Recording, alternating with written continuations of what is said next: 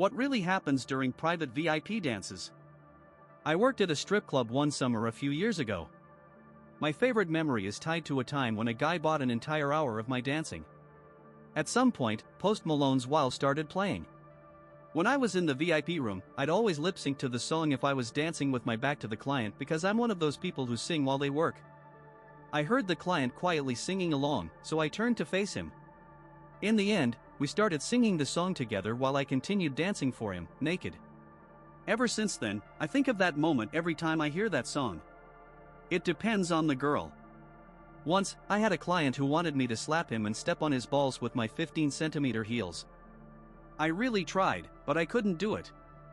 I told him he needed a hug instead, but then I went and found him a really tough girl so he could get what he wanted. I'm a team player. In the past, I worked as a stripper. One time, a man booked me for 2 half-hour sessions, paying $500 for each half hour, just so I could tell him about myself, my plans for the future, and stuff like that. Another guy paid me $50 to let him smell my armpits, then paid another $50 for me to go to the locker room, wash off my deodorant, and let him smell my armpits again. My older friend paid for a private dance for me when I was about to graduate high school in Germany. I had just turned 19. The stripper was absolutely gorgeous. It blew my young, inexperienced mind. When she took my hand and led me to the VIP room, she kept turning around, looking at me, and giggling from time to time. I probably looked like a deer in headlights, and she, to put it mildly, was enjoying it. I was the most harmless, innocent, and shocked young guy in the world, and you could tell it boosted her confidence to the skies. Fair enough, at that moment, I'd never seen such a beautiful woman wearing so little clothing, at least in real life. She performed a wild lap dance and got me to soil my pants. To do that, she sat on my lap and grinded. She even kept going after the music stopped. Afterward, she hugged me, kissed me on the cheek, and giggled like a schoolgirl. When I left, I spent a whole 10 minutes cleaning myself up in the bathroom and walked home blushing the entire way. But it was worth it. I was 19. My buddy and I went to a local club to hang out and watch beautiful naked girls dance. One girl really caught my attention. She noticed and offered to take me to the VIP room. Once there, we started chatting and talked until the end. She was really nice, and we got along great. When my time was almost up, she asked me to be her personal bodyguard at some parties. Of course, I agreed. We went to a party thrown by a volunteer firefighter company. She made a ton of money, and I got 10%. While I was there, the guys convinced me to train as an EMT. That night, I earned enough money to enroll in courses, and I worked as an EMT for 15 years after that. Most of the time during a private dance, you just strip until you're naked and grind on the client's private parts. Some guys prefer one body part or another and want to see it the most. A lot of them love burying their face in boobs and making motorboat sounds. Some men are more into breasts, thighs, or feet. Basically, it's whatever the client wants and the dancer agrees to. Of course, every club has its own rules that must be followed. I worked as a dancer about 10 years ago, and I mostly enjoyed it. One guy paid me $100 to kick him in the balls as hard as I could. Another guy liked it when I twisted his nipples with my fingers. He paid me about $1,000 over 6 months for that. Another man paid me $50 to smell my feet and let me rest them on his face. These are just the examples that came to mind first. There were plenty of other interesting cases I've already forgotten about. I'm not a stripper, but my friend did it for a few years. She had a regular client who paid for an hour in the VIP room so the girls would treat him like a dog, but not in a degrading way, more like a beloved pet. He tipped really, really well, and she didn't even have to strip or touch him. She just petted his head. My buddy broke up with his girlfriend, got super drunk, and fell asleep in the VIP room. The dancer kept dancing. The bouncers wouldn't let us get to him. In the end, they kicked us all out. We had to call the police to let us pick him up. They were blatantly trying to rob him. I'll never go to a strip club again after that experience. It's pretty common in strip clubs to overcharge clients who get too drunk and pay for a room. It turns out their cards were stolen or used without their permission. In one private club where I worked, there were very strict rules. Before booking a VIP room, you had to fill out an intake form. The club staff required the client's signature, which had to match the signature on the credit card receipt or the back of the card. If the signatures didn't match, they made the client rewrite it. Sometimes the club asked clients to call their bank in advance to confirm large payments, like $10,000 or more. I'm sure men get scammed at other clubs, but in that place, nobody bought a dance by accident. I preferred selling dances in booths, so luckily, I didn't have to deal with those procedures too often because they killed the mood for the guys. We were at a strip club in Vegas. My friend had just won a poker tournament, and we partied and drank all night at the club. 30 minutes in the VIP room cost $500, plus you had to buy drinks for another $64. I bought a dance. When it was over, my friend came in with a girl and made me pay for another half hour so I wouldn't just sit there waiting for him.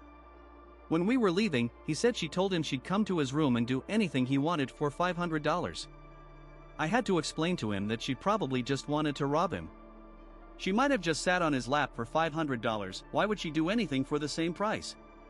I was a stripper at Club Paradise in Las Vegas in the early 90s. The VIP room was always full of celebrities. A private dance cost $30 per song, and drinks were more expensive than usual. The only difference was that you had to laugh at their dumb jokes and sit with them for hours. I made more money on the main floor. I also really disliked the power that those with celebrity status had. On the main floor, the dancer is the one who attracts clients who behave the best, since there are bouncers in tuxedos all around. Upstairs, the clients have full control, which, for me personally, ruined all the benefits of being a stripper instead of a regular cocktail waitress.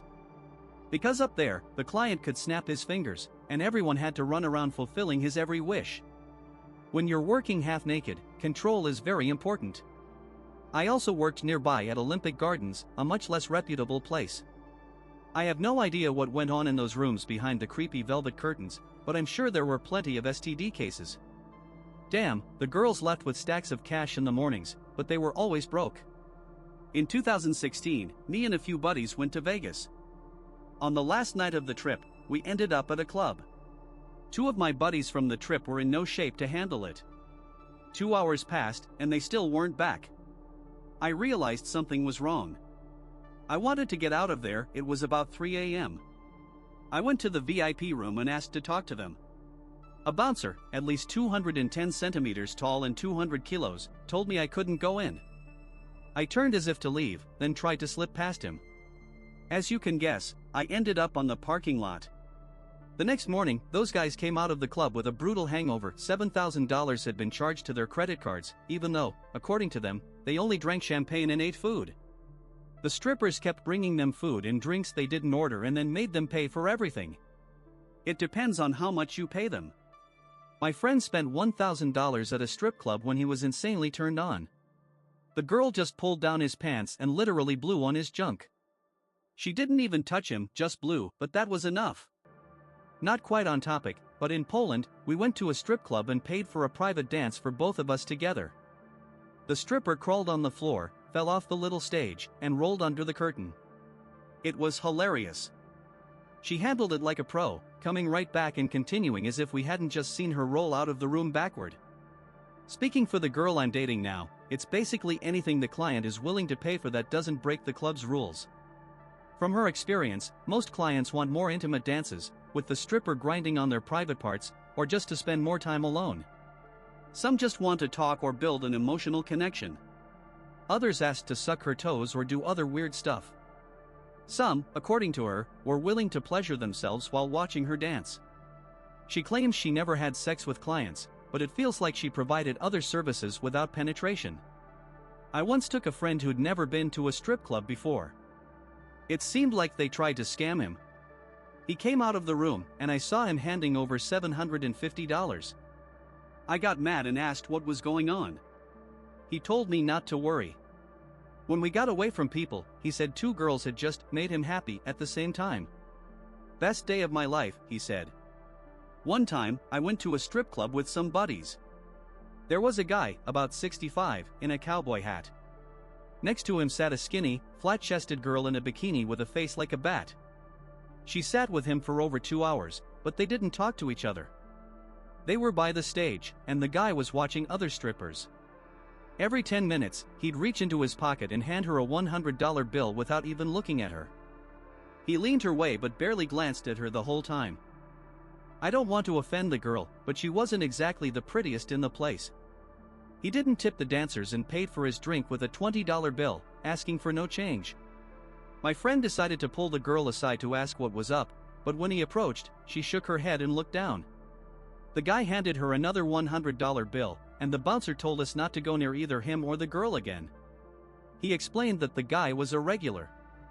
Years later, I read a story about a man who went to a strip club with a suitcase containing $100,000. From the description, it sounded like that guy. The story was about an older man who lost his entire lottery winnings due to divorce expenses in strip clubs. Be sure to subscribe to our channel so you don't miss new, super interesting discussions. Become our patron via the link in the description and listen to our episodes in the background without ads or censorship, plus exclusive spicy episodes that didn't make it to YouTube due to platform restrictions.